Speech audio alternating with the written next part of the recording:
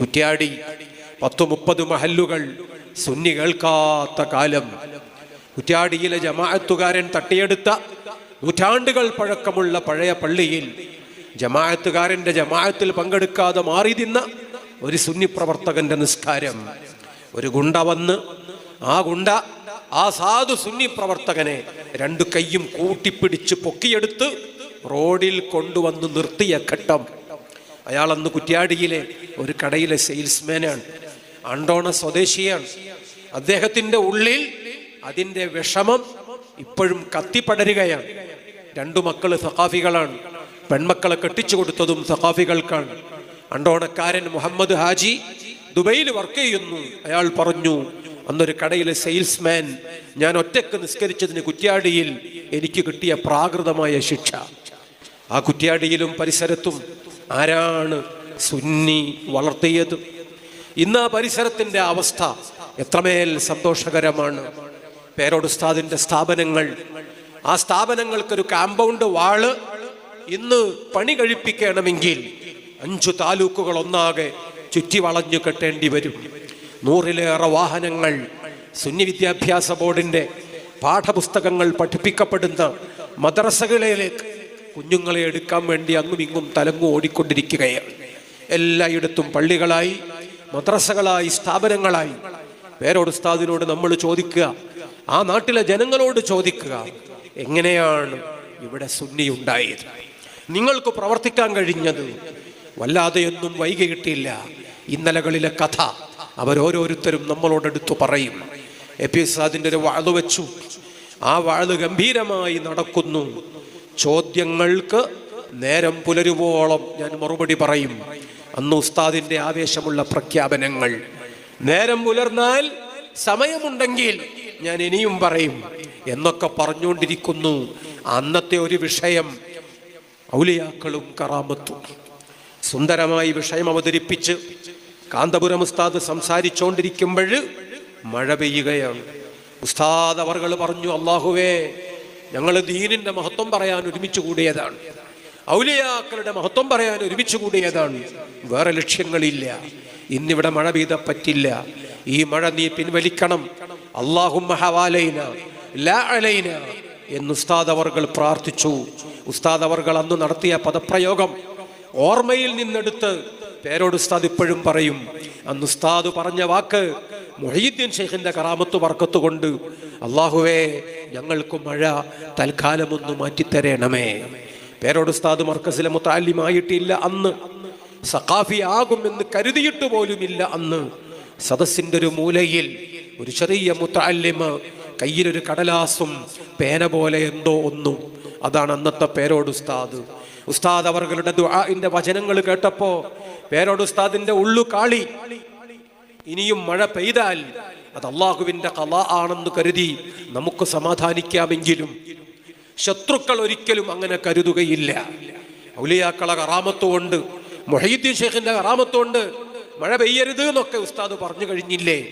അപ്പൊ പിന്നെ ഇനി മഴ പെയ്താൽ ഇതുവരെ വിഷയം അവതരിപ്പിച്ചതും പാളിപ്പോകുമല്ലോ, അതും വിഫലമായി പോകുമല്ലോ പടച്ചോനെ എന്ന പേടിയാണ് നമ്മുടെ ഉള്ളിൽ. അത്ഭുതകരം എന്ന് പറയണം, അതിശയകരമെന്ന് പറയണം. അന്ന് മഴ പെട്ടെന്ന് സ്വിച്ചിട്ട പോലെ അങ്ങ് നിൽക്കുകയും പിന്നീട് അറിഞ്ഞു പരിസര പ്രദേശങ്ങളിലൊക്കെ തുള്ളിക്കൊരു കുടം പേമാരി തിമർത്തു പെയ്തിട്ടുണ്ടായിരുന്നു. അവിടെ മാത്രം മഴ വന്നില്ല. സദസ്സിന് ആവേശമാണ്, സന്തോഷമായി.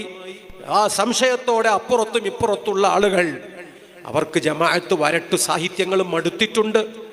അവർക്ക് എന്തൊക്കെയോ ആത്മീയതയ്ക്ക് വേണ്ടി ദാഹിക്കുന്നുണ്ട്. സദസ്സ് കൂടി വന്നു, ആളുകൾ എമ്പാടും വന്നു, ചോദ്യങ്ങളും വന്നു.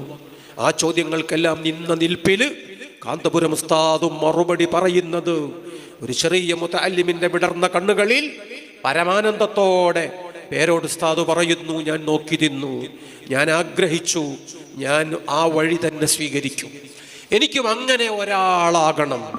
അപ്പോഴാണ് ചോദ്യങ്ങൾ വല്ലാതെ കൂടി വന്നപ്പോൾ കാന്തപുരം ഉസ്താദ് ഒരു ഉപാധി വെച്ചു.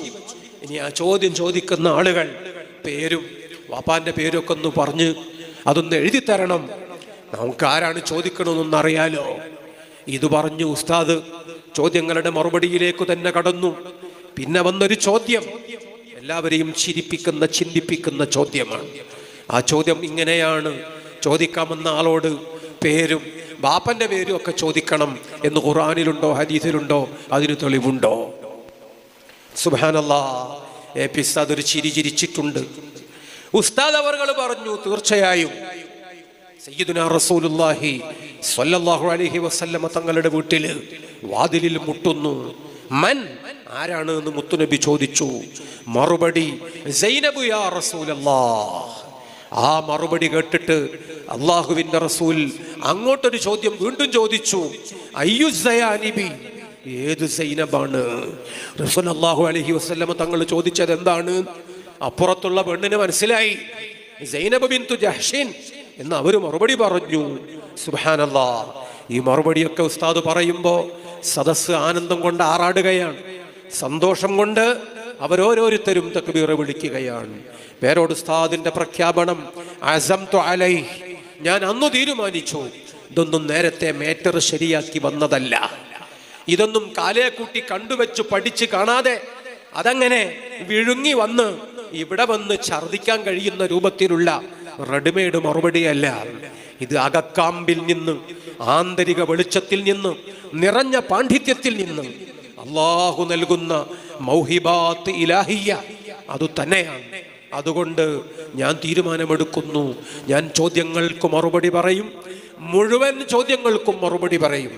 അഹ്ലുസുന്നത്തിനെതിരെ വരുന്ന സകല ചോദ്യങ്ങൾക്കും മറുപടി കണ്ടെത്തും ഞാൻ, അത് പറയും ഞാൻ, അത് സമൂഹത്തോട് പഠിപ്പിക്കും എന്ന് പേരോട് ഉസ്താദ് അന്നെടുത്ത ദൃഢനിശ്ചയം. സുബ്ഹാനല്ലാഹ്. അങ്ങനെയാണ് കാന്തപുരം ഉസ്താദിന് ശിഷ്യനായി വരുന്നത്. ഉസ്താദ് ബിരുദം നൽകുമ്പോൾ പറഞ്ഞ ഉപദേശം, നിങ്ങൾ വഅദ് പറയുന്ന ആളാണ്, നിങ്ങൾക്കതിന് സമ്മാനവും ഹദിയ്യകളും ലഭിച്ചേക്കും. ആ ഹദിയ്യകൾ ഒരിക്കലും എണ്ണി നോക്കരുത്. നിങ്ങളോടത് ഉപദേശിക്കാൻ എനിക്ക് അർഹതയുണ്ടാകണമെങ്കിൽ ഞാനത് എണ്ണി നോക്കുന്ന ആളാകരുത്. ഞാൻ ഇന്നുവരെ നോക്കിയിട്ടില്ല, നിങ്ങളും നോക്കരുത്. സുബ്ഹാനല്ലാഹ്. 40 കൊല്ലത്തോളമായി ബഹുമാനപ്പെട്ട പേരോട് ഉസ്താദ് ഒരിക്കലും ശമ്പളം വാങ്ങിയിട്ടില്ലെന്ന് നമ്മൾ അറിയണം. ഇങ്ങനെ കിട്ടുന്ന ഹദിയകൾ എണ്ണി നോക്കിയിട്ടില്ലെന്ന് നമ്മൾ അറിയണം. ബഹുമാനപ്പെട്ടവർ തന്നെയാണ് സംഘാടകൻ, ബഹുമാനപ്പെട്ടവർ തന്നെയാണ് മൈക്കിന്റെ സദസ്സിന്റെ മുഴുവൻ ചെലവുകളും വഹിക്കുന്നത്. ആ രൂപത്തിൽ എത്ര പ്രഭാഷണങ്ങൾ, എത്ര നീണ്ട പ്രഭാഷണങ്ങൾ, ഒരു ദിവസം 5ഉം 6ഉം പ്രസംഗങ്ങൾ. ആ പ്രസംഗങ്ങൾ 4 പതിറ്റാണ്ട് പിന്നിട്ടിരിക്കുന്നു. പിലാത്തറയിലെ പ്രസംഗം 7.5 മണിക്കൂറിലേറെ നീണ്ടത് ചരിത്രം അടയാളപ്പെടുത്തുന്നു. സഖാഫികളുടെ ഗുരു ആരാണ്?